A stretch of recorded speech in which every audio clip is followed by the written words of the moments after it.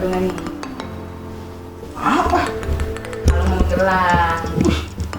Gila, udah Kristen banget belum nih gue. Salib. Oke nggak tuh? Nah, kalau menurut teman-teman sendiri, itu kayak gimana videonya kayak gitu? Kira-kira bisa nggak sih disebut yang penting gue udah pakai atributnya Kristen nih? Yang penting gue udah punya apa sih namanya, tato, anting, kalung, gelang, yang kelihatannya bahkan kaos kan, Jesus Christ is my Savior. Apakah terus kemudian kalau sikapnya yang kayak tadi di video itu benar-benar bisa dibilang kayak orang yang beriman? Kalau menurut saya sih terempong Pak ya. Dia kayak mesti nunjukin, woi gue ini, gue itu, gue sebagai umat yang paling taat mengaku, tapi kelakuan dia ngaco gitu. Itu sangat berseberangan ya kan, betul kan? Iya. Tapi apakah lebih baik kita harus ya udahlah kita dandanan biasa-biasa aja, tapi kita tunjukkan dengan apa yang kita perbuat, apa yang kita lakukan. Setuju nggak bro? Setuju sih, setuju. Dan itu sebetulnya contoh yang pertama yang paling gampang gitu ya, yang bisa kita lihat, yang membedakan tuh namanya orang yang taat beragama sama yang beriman. Iya. Bahwa yang taat itu bisa cuma dari luarnya. Nah, yang paling gampang kan dari luar itu masalah penampilan dulu kan, first impression. First impression orang itu rapih, dia bawa Alkitab. Lu pernah lihat nggak sih kalau orang ke gereja? Oh, iya. Kadang-kadang sengaja nggak bawa tas gitu. Jadi Alkitabnya dituntun gitu ya, gitu kan dibawakan. Bukannya gue bilang semuanya kayak gitu ya, tapi dalam arti alangkah ironisnya kalau yang kayak gitu penampilannya, tapi kemudian yang kayak di video tadi kayak gitu. Nah, yang kayak gitu-gitu tuh maksudnya. Jadi lu sekarang udah bisa lebih paham kan kenapa sih kita itu butuh hidup yang beriman, bukan cuma hidup yang taat. Sebelum lebih jauh nih bro ya, sebenarnya kalau dari Alkitab sendiri menceritakan nggak kita sebagai umat ini harus beratribut kah? Harus menunjukkan jati diri kah? Diceritakan nggak? Kalau menurut Alkitab ya, sepanjang yang gue baca sih sebetulnya nggak ada. Ya? Lagian sekarang gini aja, gampang logisnya ya. Pakaiannya zamannya Tuhan Yesus emang kayak zaman kita gini sekarang? Enggak, pakai jubah aja kan? Iya kan? Iya. Kalau kita masuk Alkitab ya kita pakai itu lagi dong. Wow, repot Iya, bro. bahkan yang tadi itu yang kaos Jesus Christ itu nggak cocok juga gitu, nggak sesuai Alkitab, mana ada dulu kayak gitu. Iya. Tapi yang jelas kan kita itu menjaga kesopanan, kita itu menjaga norma yang berlaku di masyarakat juga. Ya makanya jadinya beda-beda gitu, orang Kristen yang mungkin di Indonesia gitu makanya jauh lebih sopan gitu kalau menurut standar kita ya, dibanding yang di Amerika sana. Kalau menurut mereka mungkin segitu sopan-sopan aja gitu kan, meskipun buat kita udah mungkin lebih terbuka daripada kita. Iya. Gitu. Tapi yang jelas ya itu tadi, perilaku itu sangat menentukan juga gitu. Nah, kadang-kadang kan orang itu lebih mementingkan first impression. Oh, yang penting orang lihat baik gitu kan, bagus gitu. Nah, itu akhirnya yang membuat orang tuh suka mementingkannya penampilannya gitu. Bukannya berarti penampilan nggak penting, tapi kalau cuma itu yang dipentingkan jadi salah kaprah. Nah, menurut lu ada lagi nggak kira-kira contoh yang bisa menggambarkan kalau cuma hidup taat beragama dan nggak hidup beriman? Itu soal apa sih biasanya? Kalau misalkan gaya aja ditonjolkan tapi sikap tidak diutamakan, itu tuh hasilnya sia-sia saja. Iya, betul. Ya kan? Jadi sebagai contoh dia tuh rajin beribadah yang tadi, dia itu rajin persembahan, tapi di kelakuannya dia pelit, dia suka ngata-ngatain orang. Ya, jatuhnya berarti ibadahnya sia-sia nggak sih? Nah, itu tadi balik. Kita tuh ibadah buat apa? Nah, itu pertanyaannya. Nah, itu kan. Ya. Nah, sekarang kalau misalnya kita contoh rajin ke gereja, rajin apalagi pelayanan mungkin, kayak yang di video ini nih. Nah, coba simak dulu ya.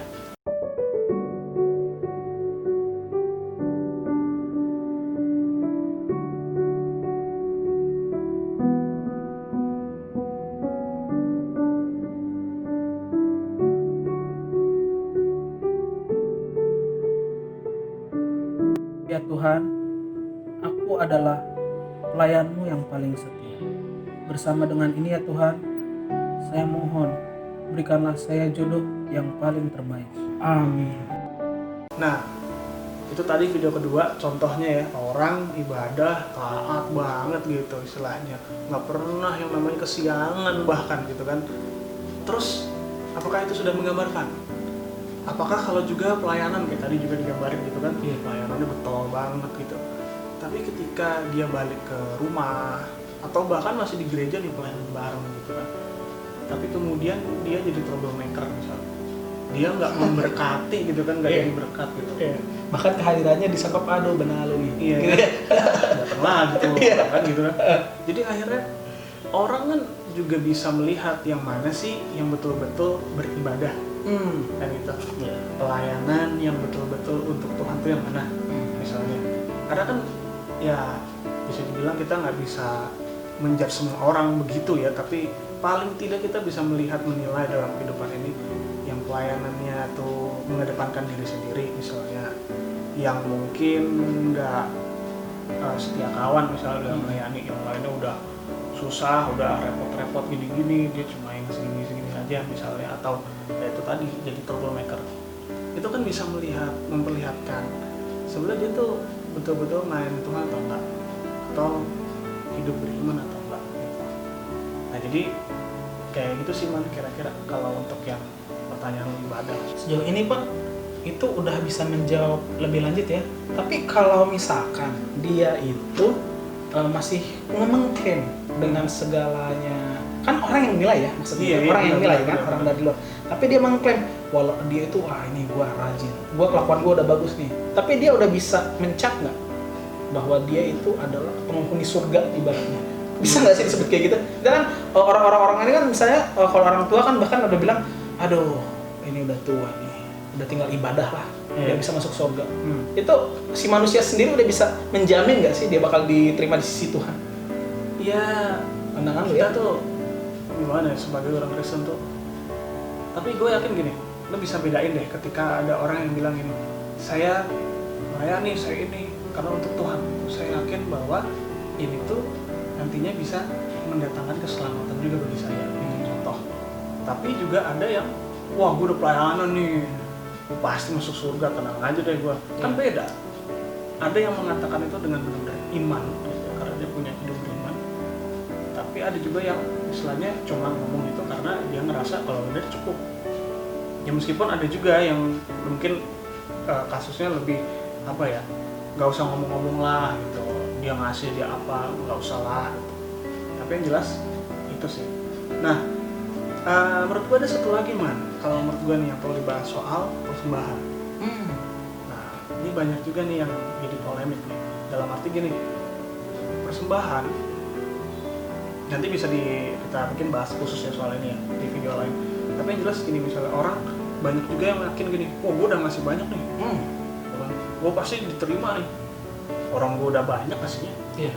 Itu bisa dijadikan jaminan. Nah kita coba aja lihat dulu nih video yang ketiga nih, simak terus saksikan dulu. Semoga nilai uji yang saya bagus kan sudah memberikan persembahan. Amin. Nah itulah video ketiga soal persembahan. Kalian nutup diskusi kita di malam hari ini. Ya kalau sekarang sih malam ya, kalau yang nonton terserah deh waktunya kapan. Gue ada ayat dari Matius 9 ayat 13 dikatakan di sini. Jadi pergilah dan pelajarilah arti firman ini, yang kau kehendaki ialah belas kasihan dan bukan persembahan. Karena aku datang bukan untuk memanggil orang benar, tetapi orang berdosa. Jadi teman-teman, yang bisa gue bilang bahwa dari ayat ini gitu ya, kita tuh ngelakuin sesuatu, kalau kita hidup beriman adalah ngelakuin esensinya. Kita paham betul kenapa sih kita harus ngelakuin ini gitu. Makanya kan kita belajar gitu kan. Makanya di video-video berikutnya kita akan coba tuh kita bahas hal-hal yang kira-kira perlu diperdalam gitu. Nah yang kedua adalah, kalau menurut gue ya, kalau yang cuma taat itu dia biasanya dia cuma yang penting gue udah ngelakuin, aman, udah selesai gitu. Dia nggak tahu bahwa ini tuh terus gitu, lalu keluar gereja ya terus ibadah, terus ngelakuin gitu kan. Kayak gitu sih man. Nah sobat muda, tetap saksikan kami terus di sini. Jangan lupa like, comment, and subscribe. Kami Pedas Kru pamit. Ntar nilai kesimpulan orang ya. Orang pengen bilang dan trik kesimpulan tuh. Jadi sobat muda, kaget. Lumayan. Enggak.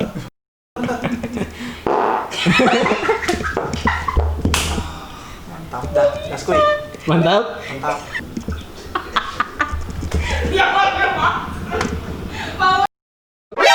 何？お前はもう死んでいる。